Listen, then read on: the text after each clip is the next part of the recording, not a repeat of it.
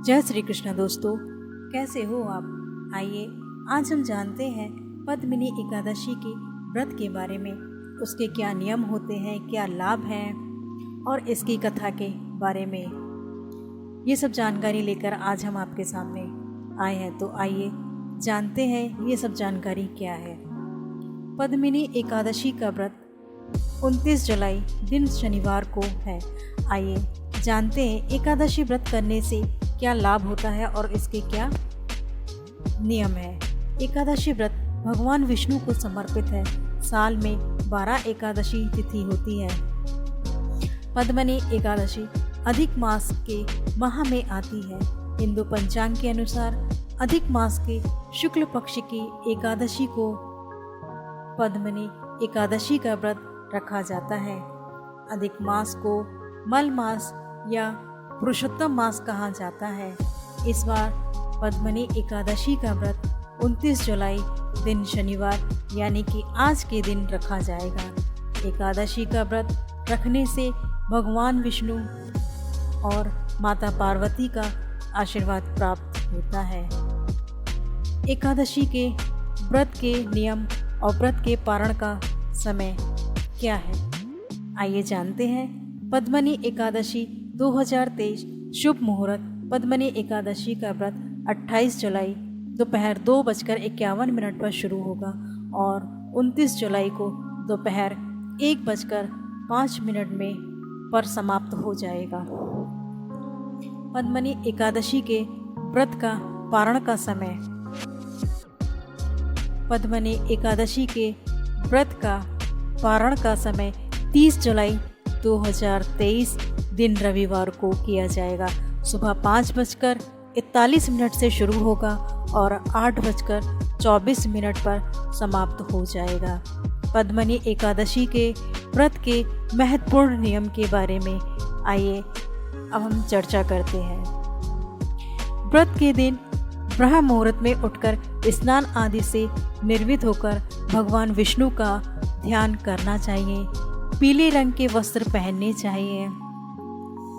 ब्रह्मचर्य का पालन करना चाहिए। इस दिन अपने मन में बुरे ख्यालों को नहीं लाना चाहिए और ना ही किसी के बारे में गलत बोलना चाहिए।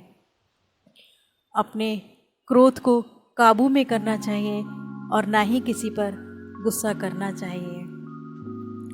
एकादशी के व्रत के दिन स्त्रियों को अपने सर नहीं धोने चाहिए, यानी कि बाल नहीं धोने चाहिए। एकादशी के दिन तुलसी दल या तुलसी पत्ता नहीं तोड़ना चाहिए। इस दिन अपने नाखून आदि नहीं काटने चाहिए, इससे घर में दरिद्रता का वास होता है।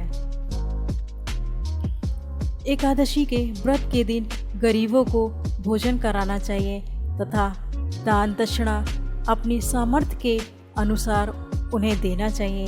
एकादशी के व्रत के लाभ के बारे में आइए अब हम जानते हैं।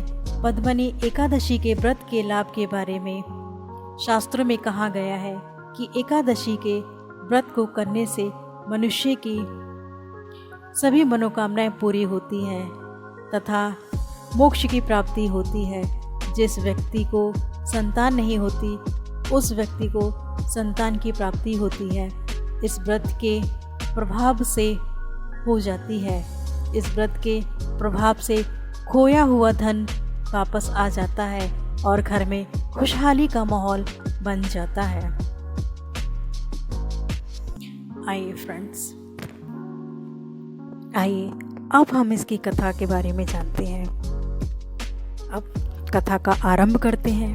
हे मुनिवर, पूर्व काल में श्रेषा युग में हेहाय नामक राजा के वंश में कृतवीर्य नाम का राजा महिष्मतीपुरी में राज्य करता था। राजा के 1000 रानियां थी, लेकिन राजा की कोई संतान नहीं थी जो राजा के कार्यभार को संभाल सके। राजा ने काफ़ी प्रयास किया, लेकिन उन्हें संतान की प्राप्ति नहीं हुई। एक दिन राजा ने ठान लिया कि वह अब तपस्या करेंगे और उन्होंने अपने मंत्रियों को बुलाया और उनके हाथों अपना सारा कार्यभार सौंप दिया। फिर वह गंध मदन पर्वत पर तपस्या करने के लिए चले गए। राजा ने 10,000 वर्ष तक तपस्या किया, लेकिन फिर भी उनको पुत्र की प्राप्ति नहीं हुई। तब अनसुईया ने कमल नयनी पद्मिनी से कहा कि 12 से कहीं अधिक मलमास का महीना महत्वपूर्ण होता है, जो 32 माह के बाद आता है। उसमें द्वादशी युक्त पद्मिनी शुक्ल की एकादशी को जागरण करके व्रत किया जाता है तथा इस व्रत के करने से भगवान तुम पर प्रसन्न होकर तुम्हें शीघ्र ही पुत्र की प्राप्ति का आशीर्वाद देंगे। रानी पद्मावती ने पुत्र की प्राप्ति की इच्छा के लिए एकादशी का व्रत किया।